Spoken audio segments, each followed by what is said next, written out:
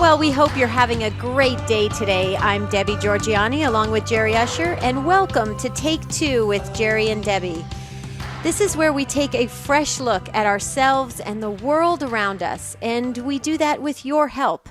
So we're going to ask you to call in just a moment, but today's topic, we're talking about parenting, team parenting. Do you have a united front when you are parenting your children? Or is it kind of a divide and conquer kind of scenario in your household?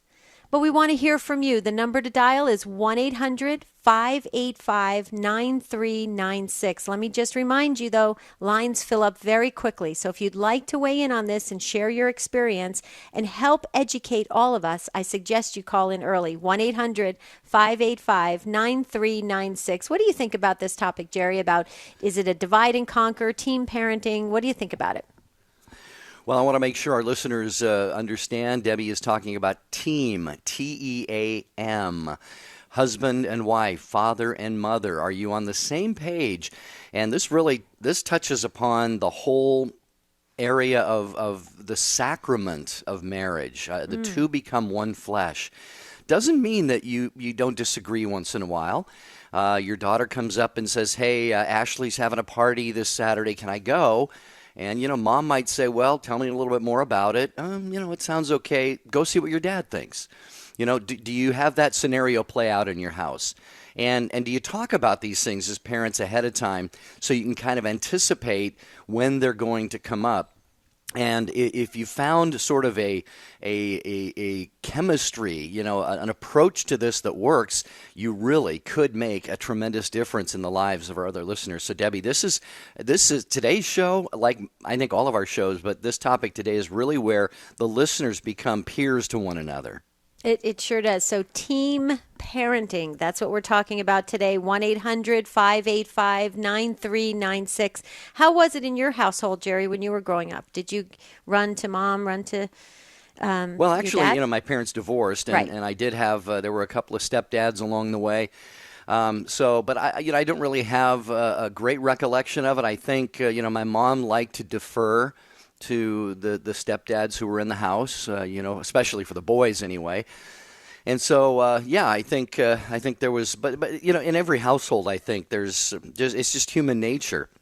And I'd love to hear if any of our listeners, Debbie, have had a situation where, and again, it's concupiscence, it's human nature. This isn't coming down on kids, but sometimes they'll go to one parent and say, hey, Mom, Dad said it's okay if you do, and they haven't even talked to Dad about it yet, So folks, listeners, this takes vigilance. This gets at the core of parenting, knowing what is best for your kids and really doing that and being on the same page as a mom and a dad, as a couple. So here's the phone number. We want you to share your take on this. 1-800-585-9396. 800-585-9396. It's interesting, Jerry, that you said that, because I was looking up some things online about some different counselors' viewpoints on this idea of a united front, team parenting, or what it means in a household if there's a sense of division, and where the child knows which avenue to play in order to get the desired result. And it talked about, I thought it was really interesting, because one of the counselors said that they said, if you have a child that does that, exactly what you just said, well, mom said this, or dad said this, or, haven't even really spoken to them.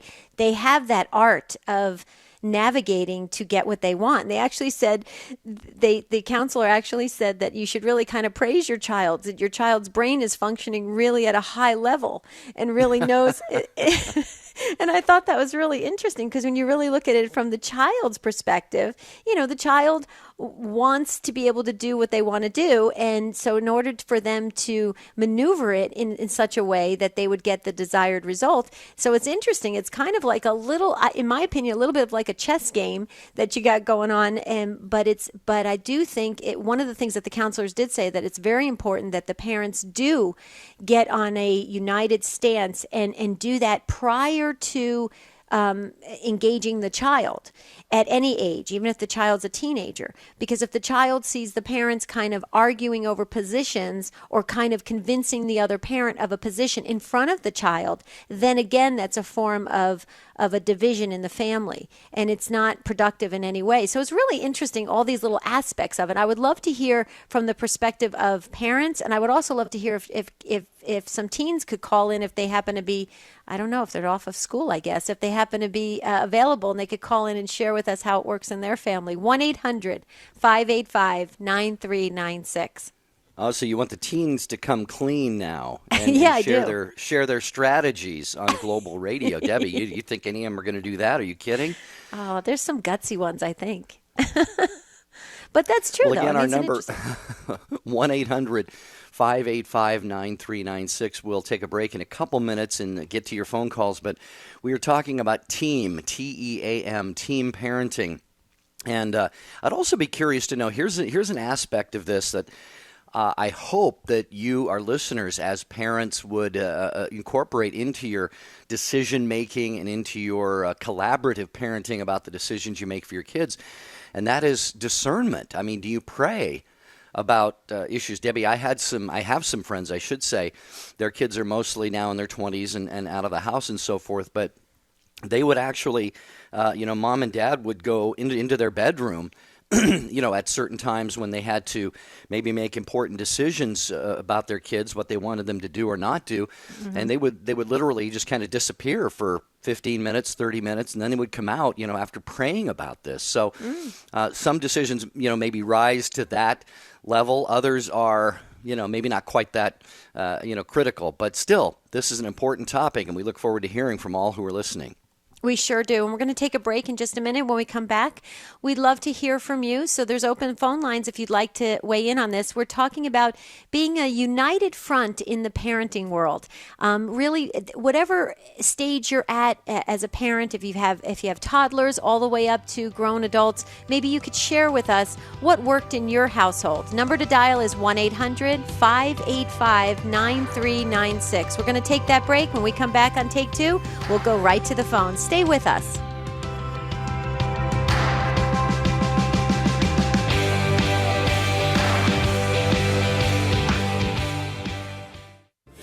Check out EWTN's official YouTube channel. Just follow the link on our homepage at EWTN.com or go to YouTube.com/EWTN. Watch EWTN's live shows or today's homily from the Daily Mass. Click the upload button to see our most recent clips. You can also find all of EWTN YouTube content by clicking the playlist button. It's all on the official EWTN YouTube channel at YouTube.com/EWTN. Visit today. I invite people to listen to Women of Grace Live if they're interested in being informed, if they're interested in being inspired, if they're interested in being encouraged in their life of faith. I encourage people to listen to Women of Grace Live because we hear from a wide assortment of people whose questions oftentimes are the very questions that are going on. I'm Janet Benkovic, inviting you to join me weekday mornings at 11 Eastern for Women of Grace on the EWTN Global Catholic Radio Network. Hi, this is Dr. Ray Guarendi. Thank you for listening to the EWTN Global Catholic Radio Network.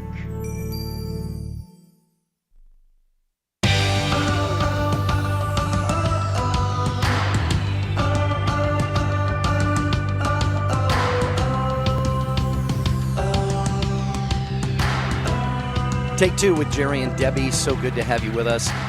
We, as Debbie said earlier, and we named the show Take Two for a reason. We want to take a fresh look, a different kind of a unique look at some of the things that really strike us at the heart of our everyday lives.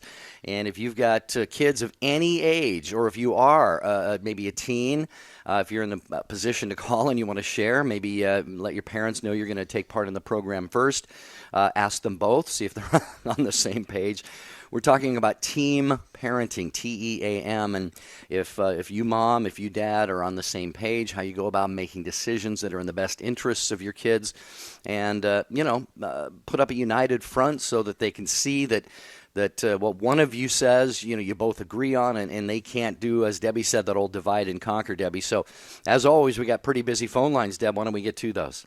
Okay, it sounds great. I just have to ask you a quick question, Jerry, because you keep saying team and spelling team. When I started the intro, did it sound like I said teen parenting? Well, I was looking at the topic myself, Yeah. all for several days leading up to it.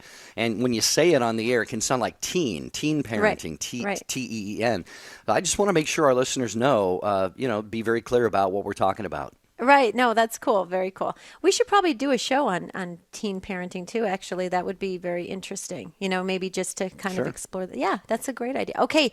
Well, Francesca in Ohio, listening on Sirius XM 130. Hi, Francesca. Welcome to Take Two with Jerry and Debbie. Hi. Hi, honey. And now it sounds like you're not a parent. Am I correct? Yes. Oh, cool. Okay. Can you tell us how old you are? I'm 16. You're 16. Okay. And Yes. what grade? So what grade are you in? I'm a sophomore. You're a sophomore. Oh, thank you so much for calling. See, you were listening and you responded. I'm so happy. That made my day. Thank you.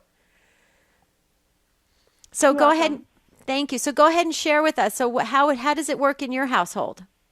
Well, we're consistent and we stick together through no matter what.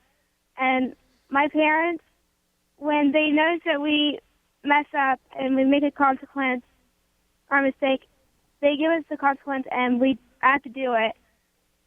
And I believe that being with my parents being strict and everything, that it's helped a lot in my life, my siblings' life too. So Francesca, where do you rank in the family? Are you the oldest, middle, or youngest, or how many children? The youngest biologically, but my parents, they do foster care, so I'm like in the middle kind of. Okay, so your parents have kind of like actions and then there's consequences to those actions and then everybody in the Yeah. family. Yeah. Okay, so the whole family understands that, if you kind of, react or do something, that there is consequences, whether good or not good, that are related to that. So you guys kind of all understand that. So it's kind of reminiscent to life because we, as adults, we deal with the same thing in our whole life. I mean, our whole life is like that in work and everything. There's always consequences to all our actions. So it sounds like your parents are instilling that at an early age, of a real responsible way of looking at life. And is that how you guys are all taking it? Yes. Good. Well, that's awesome. And so do you ever have times where you ever go, maybe I don't want to put you on the spot if mom or dad is listening, but do you ever have times They where are. Oh, they are. Okay, mom and dad. But do you ever have, if you can answer, do you ever have times where you do run to mom and then you may not get the answer that you were kind of hoping for and you ask dad, or how does mom and dad, are they pretty united in their? They are pretty united. They have the same answers, and mostly I try to see if they will give me the answer I'm hoping for. Mm-hmm. Right. Well, you sound like a beautiful, beautiful young lady. And first of all, you got an absolutely amazing name. Your parents did such a great job naming you that. What a strong name. And I just think that's so awesome that you called up. And I know, Jerry, you wanted to ask Francesca maybe a couple questions. No, I'm very impressed and inspired. I agree with you, Debbie. She sounds like a really outstanding young lady. And Francesca, I just want to thank you for calling and kicking off our call segment of the program today. We really appreciate you listening, and tell your mom and dad hi for us if they're listening. Well, I guess we just said that ourselves. So thank you, Francesca, and have a blessed day, okay? You too. Thank you, sweetheart. 1-800-585-9396. Parents, how do you do it? How do you make it work? Sacramentally, you're one flesh. And so in the raising of your kids, you want to be, obviously, as much as possible on the same page. And as we said before, not every decision is going to have the same gravity. You're out to dinner, and the kids can decide for themselves what they want to order off the menu. But when it comes to going to that party down the street on Saturday, or going to a movie with a boyfriend or a girlfriend, or things like this, are bigger decisions, you certainly, I presume, want to be united. So let's hear what Jessica has to say in Wisconsin. Jessica, thank you for calling Take Two with Jerry and Debbie. You're on the air. Hello, Jessica. Oh, yes, hi. How are you? Fine, thank you. Good. So what's your take on this? Well, my Mine is actually a little bit different. My husband and I would definitely say it's very important for us to both be on the same page. We have lots of conversations, big picture type conversations about how do we feel about certain topics. He and I both coming from very different backgrounds. So coming to a common ground is very important. But the reason I was calling was to agree that, yes, of course, it's important for parents to be on the same page. But the other point that I wanted to make is that I feel it's very important for us to be on the same page as our children's friends' parents. So not only engaging between my husband and I, but having conversations with our daughter's friends' parents about what do they feel are some of the things that they will allow their children to do and not to do, what are our expectations, because they need to know when I'm entrusting my child into their care, I'm having the same, I want to know that they know what my expectations are in terms of supervision, things like that. So I think it's really important to be consistent with that and always engaging other parents. And, the more eyes on the children, in my opinion, the better. Well, I totally agree with you, Jessica. I mean, my friends, my children's parents were friends of ours. I think I said that correctly the third time.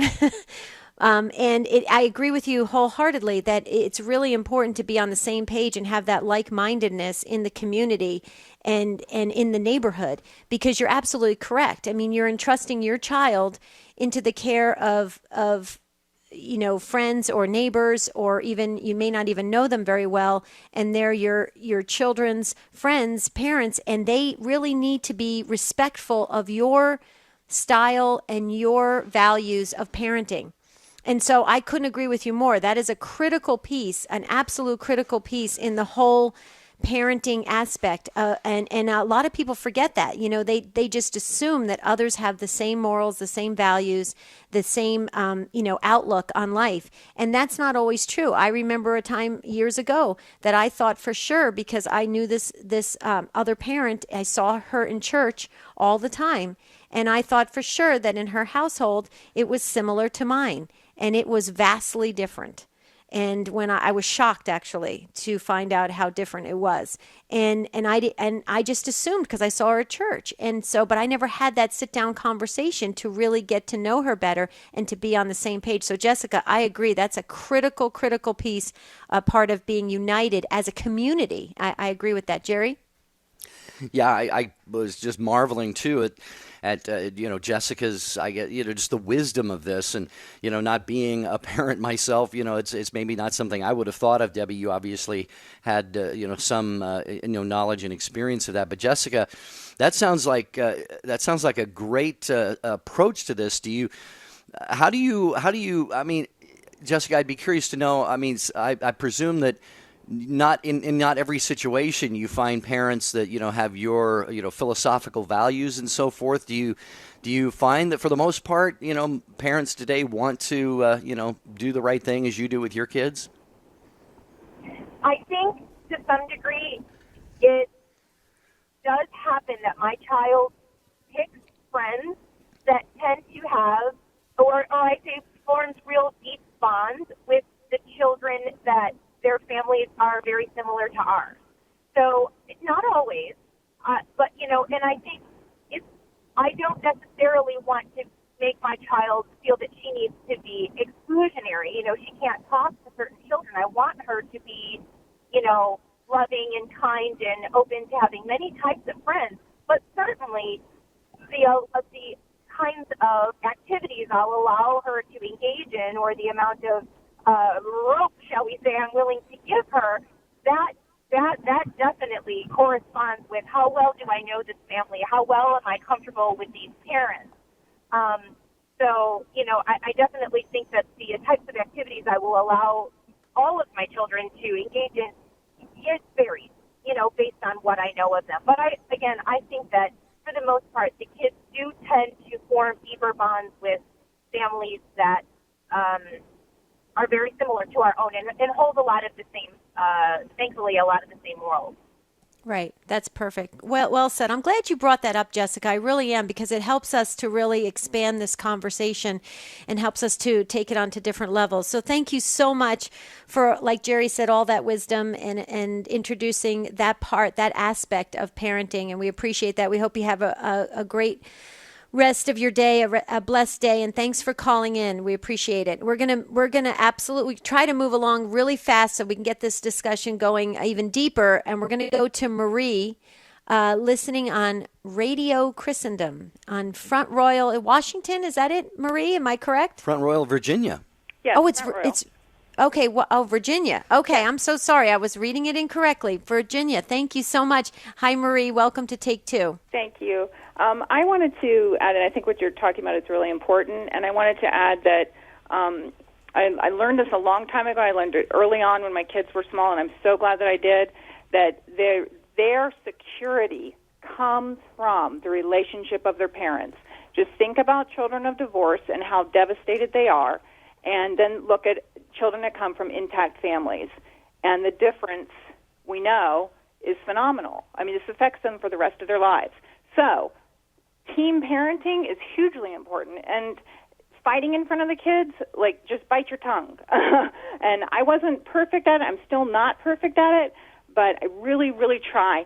Don't fight in front of the kids. You know, air out your differences in the bedroom, you know, somewhere else in the house, closed door. And also just not bad-mouthing your spouse in front of the children, you know, to your friends or whatever, because it totally ruins the respect that they have for the other parent. They know that, even at a young age, they know that they're part of mom and dad. Somehow they know that, even though they don't know about the birds and the bees. And so it's you're kind of disrespecting them as well. And, you know, subliminally, I think they know that.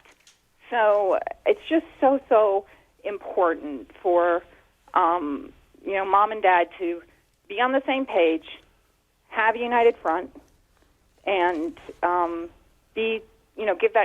give all the children security, especially. Yeah, Marie, I'll just comment quickly. First, I know Debbie would like to weigh in a little bit too, but I think you're expanding the conversation even more, I think, in a beautiful way, and that is, you know, the things that kids learn as they're growing up. I think a lot of it, actually, and this is, you know, I'm not a parent, but from what I understand, you know, kids are observing mom and dad from the youngest ages, and just by watching, they're learning how you're supposed to live, how you're supposed to treat others, and this could have, you know, ramifications for them and how they enter into intimate relationships, possibly marriage later in their own lives, and treat their spouses.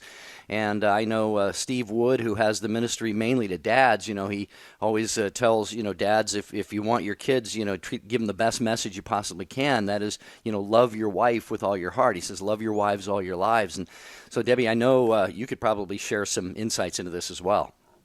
Well, I mean, from what I was gathering from Marie, and I just absolutely love what you have to say. I just want to say that, you know, it sounds like, I think you've been married for 20 plus years, Marie. Is that correct? Yes.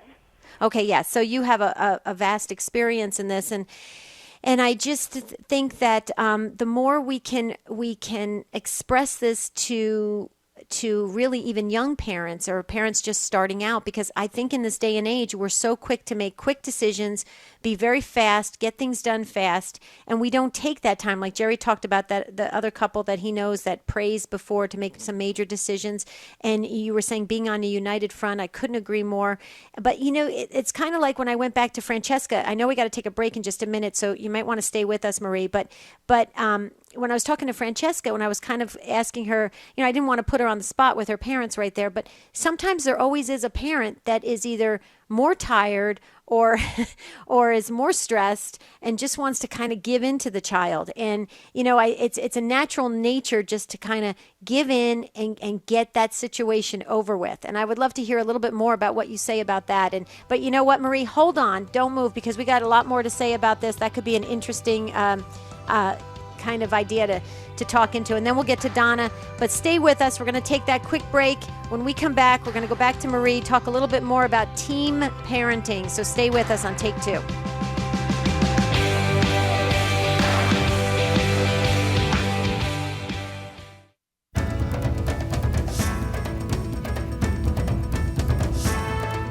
EWTN is available 24 hours a day, 7 days a week. If your cable or satellite provider doesn't carry EWTN's full programming lineup, give them a call and let them know you would like to receive EWTN 24 hours a day, 7 days a week. For more information, go to EWTN.com and click on Television. 60 Seconds with Mother Angelica. You know, you can be too generous.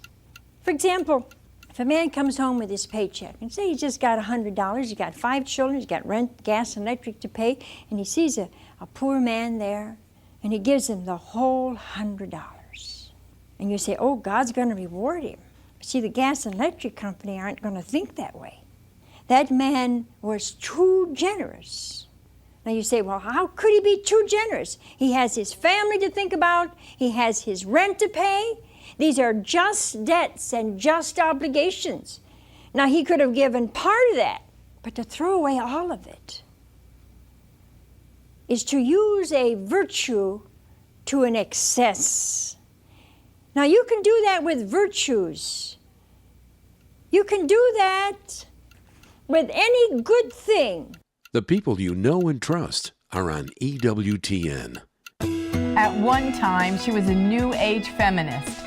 Now she is a Catholic homeschooling mom. Next time, Carrie Donaldson shares her conversion story and the joys that she has found in the plans God has for her life. Plus, we'll answer your calls, emails, and tweets. Thursday on At Home with Jim and Joy on EWTN. At Home with Jim and Joy is seen around the world on EWTN television. For dates and times in your area, go to EWTN.com.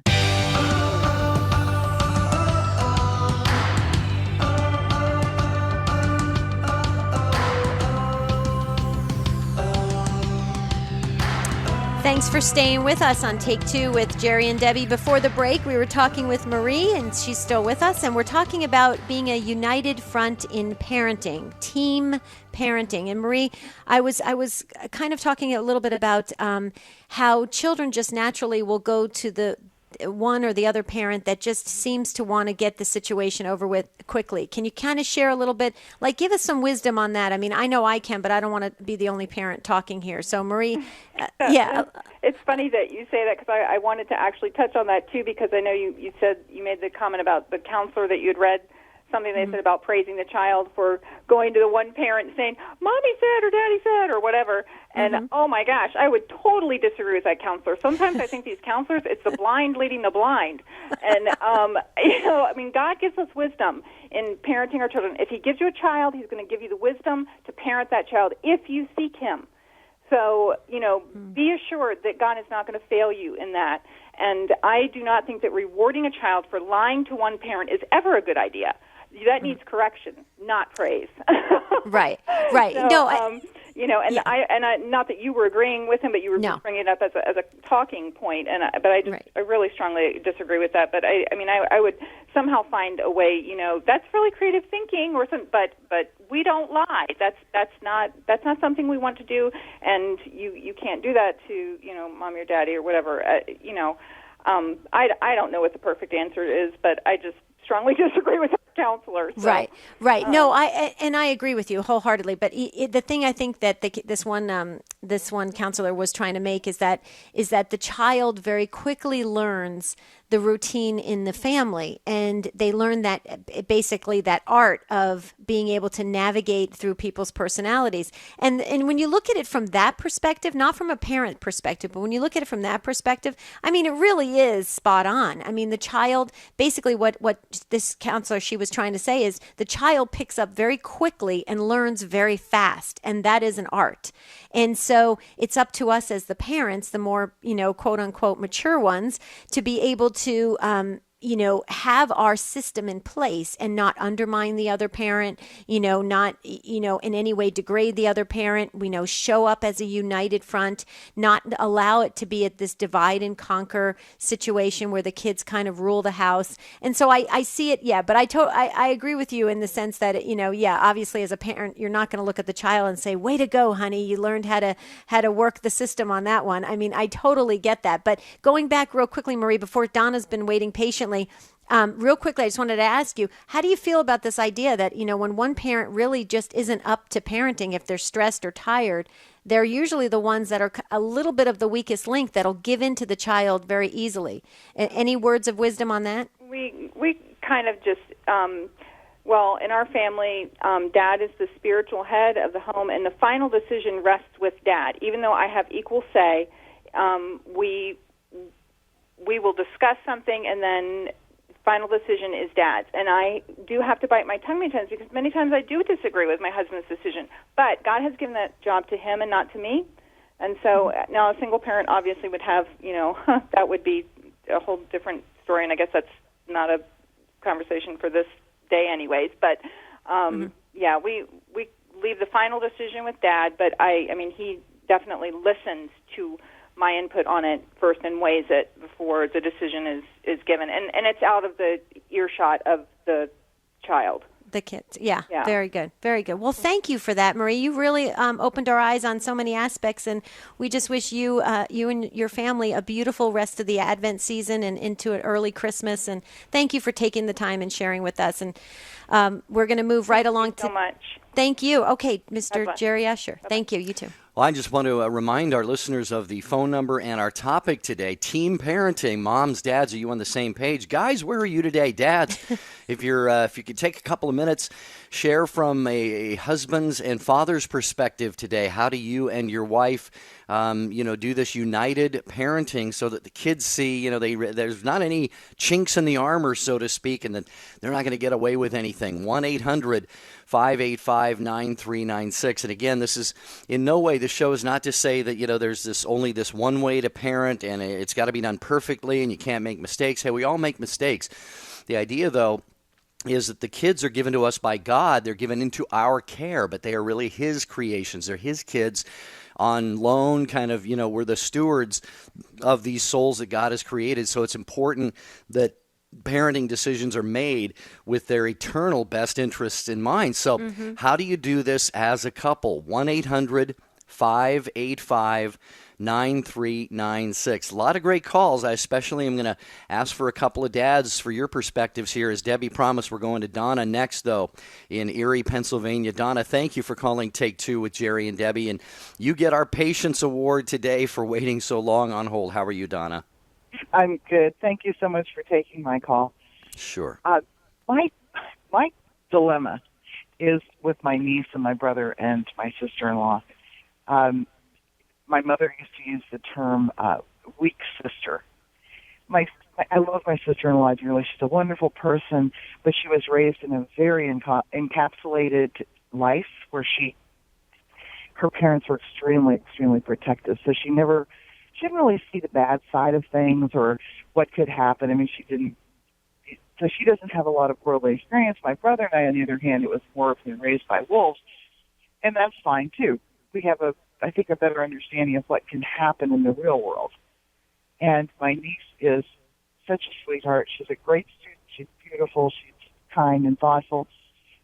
My sister-in-law has no spine when it comes to enforcing rules. And my brother will say, no, I don't want her to go in a car. She's 17 now, so she's a senior. But she said, no, I don't want her to go in a car to this concert because, first of all, things can happen. I'm just not comfortable with it. And the next thing you know, she's gone. And it's just when I watch it happen and I see the dynamics there. And my niece comes to me, and as she says, I come to you for the balance. I come to you to get balance because you always tell me the truth, and I do. I'm very blunt. So it's sad to watch. And like I said, she's going to be okay. My niece will be fine. But when I've watched them struggle, it's hurt them. It's hurt the couple, not even so much the child. And people don't realize that when they cannot come together and form a unified front, they're not just causing harm to the child. They are. The kids are confused. They tend to think that the rules are bendable or flexible, so they don't have to really obey them or follow them.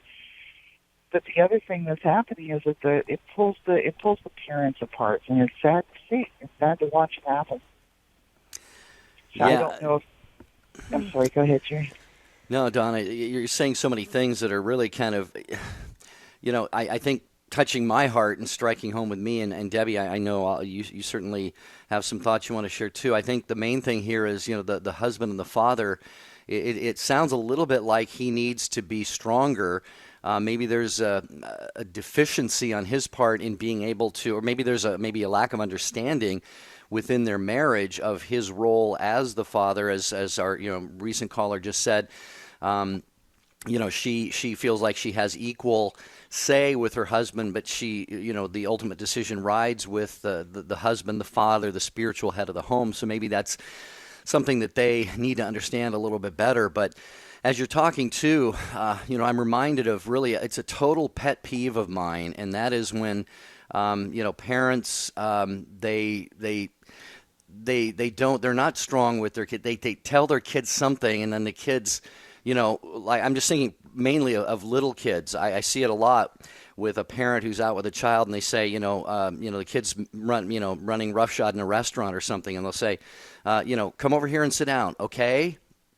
And then the kid pays no attention because they know they don't have to pay any attention, because there's no consequences coming, there's no follow-up coming, and then that whole okay thing. I mean, to me, it's like a parent who says, get down off the sofa, okay? What you've just done, and I'm not saying this happens in this case, but I'm just injecting it into the conversation. It's a parent basically saying to the child, look, if it's okay with you, I'd like to impose this discipline on you, but only if that's okay with you.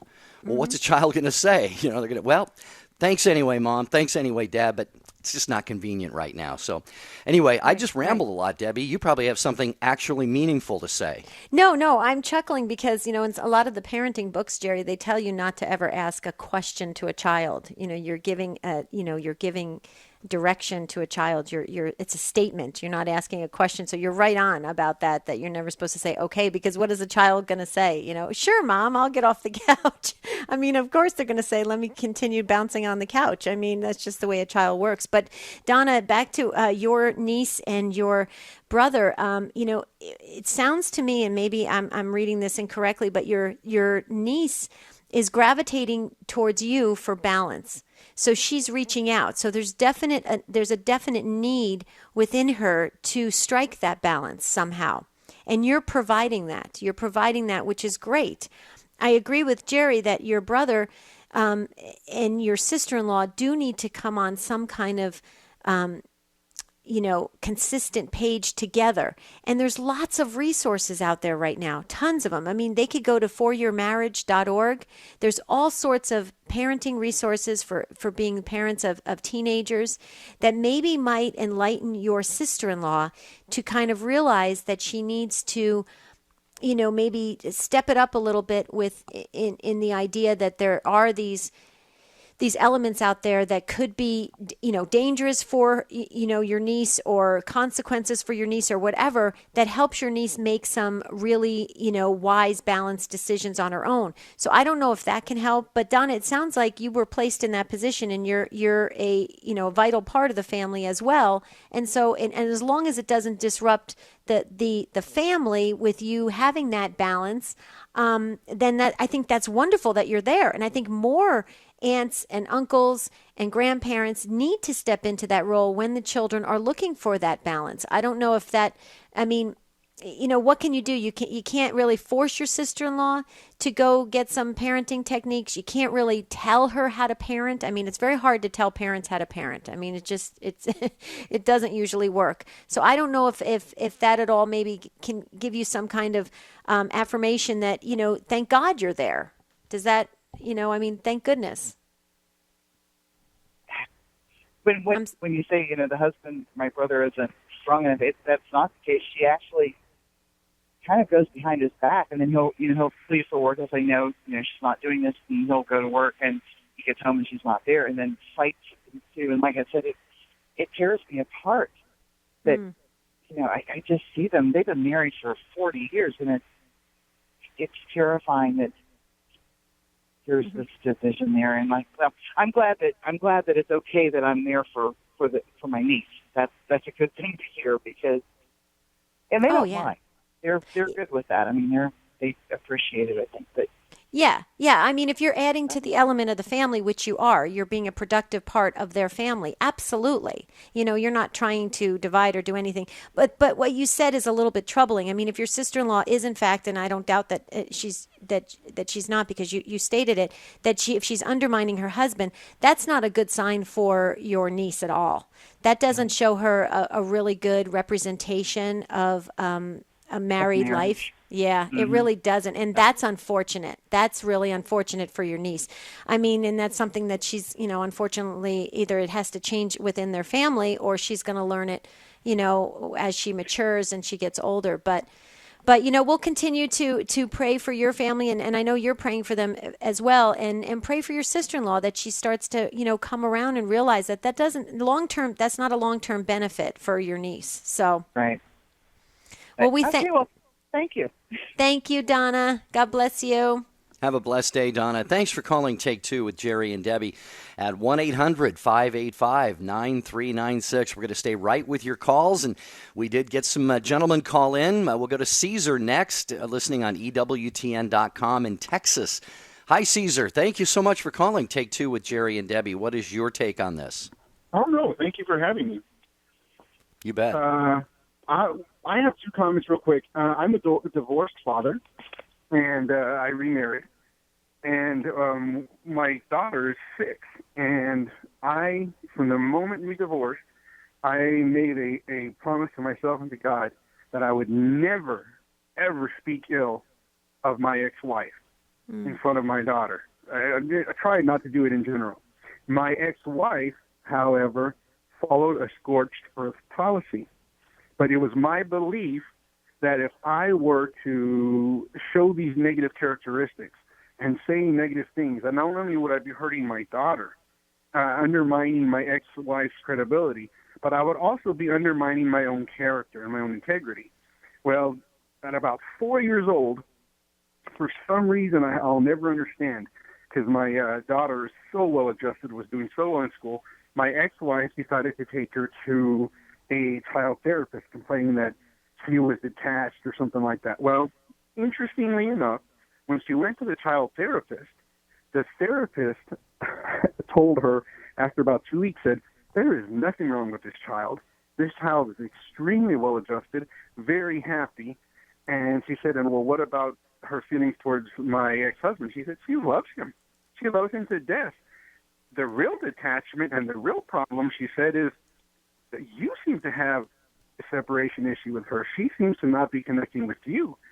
And, my ex-wife was shocked. She said, how is this possible? And she said, from the comments we could gather, observing your daughter doing that play therapy, she said that you're mean to your ex-husband.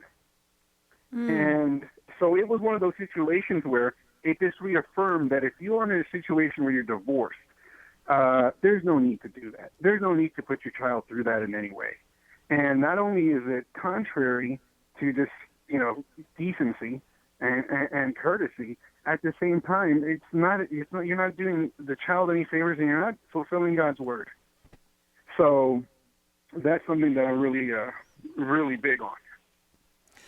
Yeah, Caesar, I'm glad that you called and you shared this. I'm sure you have it in your mind and in your heart to do everything that you possibly can that's in the best interests of, in this case, your daughter, and knowing that, of course, objectively, it's not in any way an ideal situation for kids to have divorced parents. I know I've shared on this show, that my parents divorced as well, but I think, the most important thing, if and when that does occur, unfortunately, is that, the kids are put first. And Debbie, I know that you have, you've done some research into how dynamics can unfold between parents and kids, when there are divorces and stuff like that. And I know you're probably blessed, given the circumstances that Caesar is bringing up, that there is still hopefully this bond growing between the daughter and both parents, because Debbie, I know, I don't know if we've done a show on this, but you've even proposed that we do that one parent can often pit a child against the other one, and that really becomes an ugly situation. Oh yeah, the term is parental alienation, and I couldn't agree more. But Caesar, what I loved hearing about what you shared is that immediately upon your divorce, you knew that you didn't want to in any way, shape, or form criticize or at all undermine the other parent. And that, I think, is I mean, you're gifting your daughter so much. I mean, she's been through enough with the separation and the divorce. I mean, we know that. We know children, my kids are from divorce. So I understand that there's an immediate break, and it's so important for both parents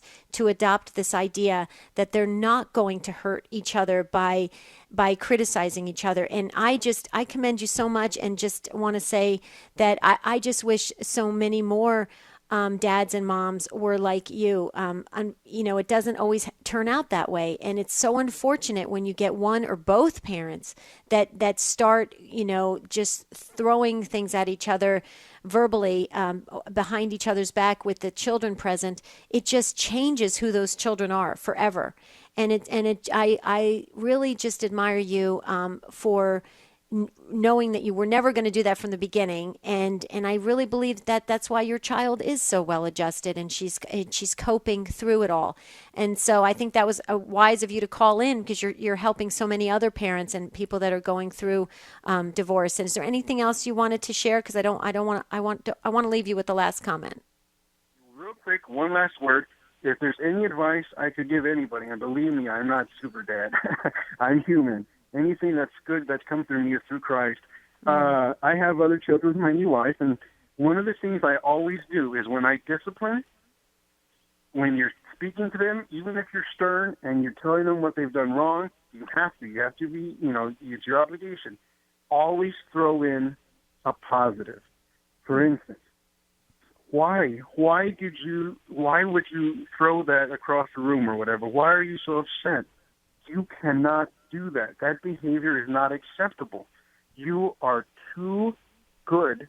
You are too kind. You are too nice of a little boy to be doing that. I love you so much, but when you do this behavior, it's not acceptable. In other words, you're always trying to, because if it's just negative, I mean, what have you done? I think it's important that the child looks and says, man, he's not just mad at me. I think he's disappointed. And you need to, overall, they need to feel better about themselves, because that's the ultimate goal, is a reform of behavior. It's not supposed to be in any way designed to crush their spirit. It should be a reform of behavior, and to that end, you need to explain, even while I'm doing this, and I'm rebuking you, and this will not happen again. It is not acceptable. I still love you, and I still see the good in you. I think that's a good point, Caesar. In many circumstances, I think some kids can be, and I'm sure you'd agree with this, excuse me, a little bit young for that. Obviously, you want to do it when they're able to reason through things. I've actually seen parents sometimes who will take a 2 or a 3-year-old and say, now, honey, you shouldn't have done that, and start explaining why. The kid's just kind of looking at him like, I need to go to the bathroom or something, So again, it has Caesar, to be age appropriate.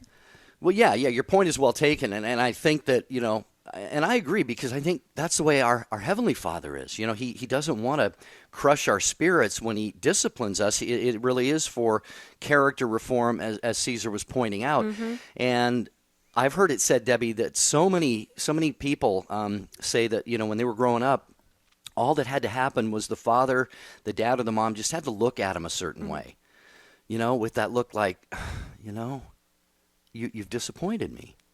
And that's all it took. And they were pierced to the heart. They didn't have to be paddled. They didn't have to be grounded. They didn't have to have something taken away.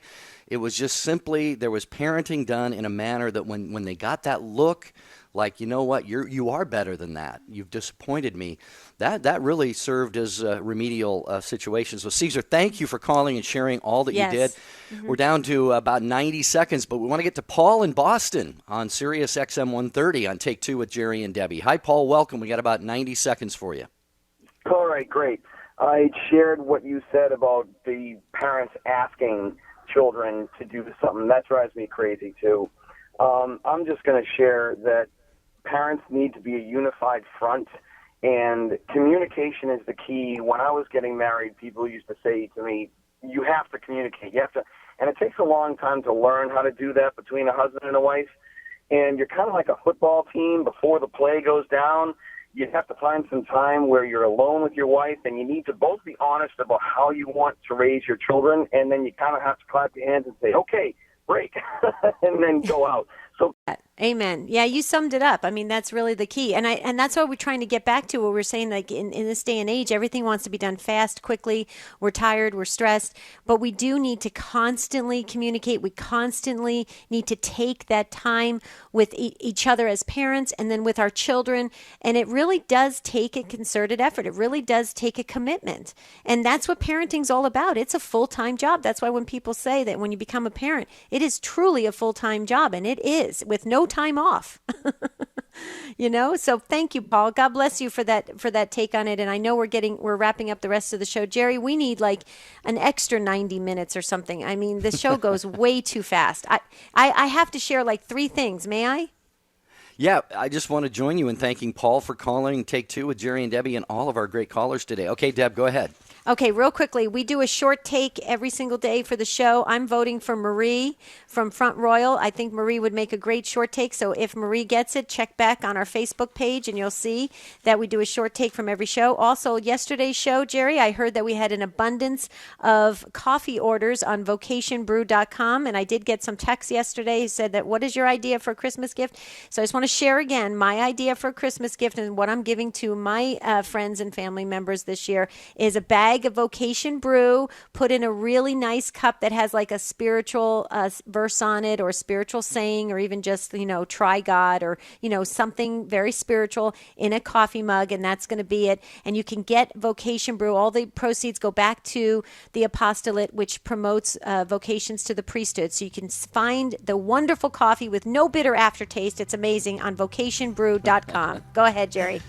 Great commercial, Debbie. I appreciate it. No, it's not You're a commercial. Welcome. It's a suggestion.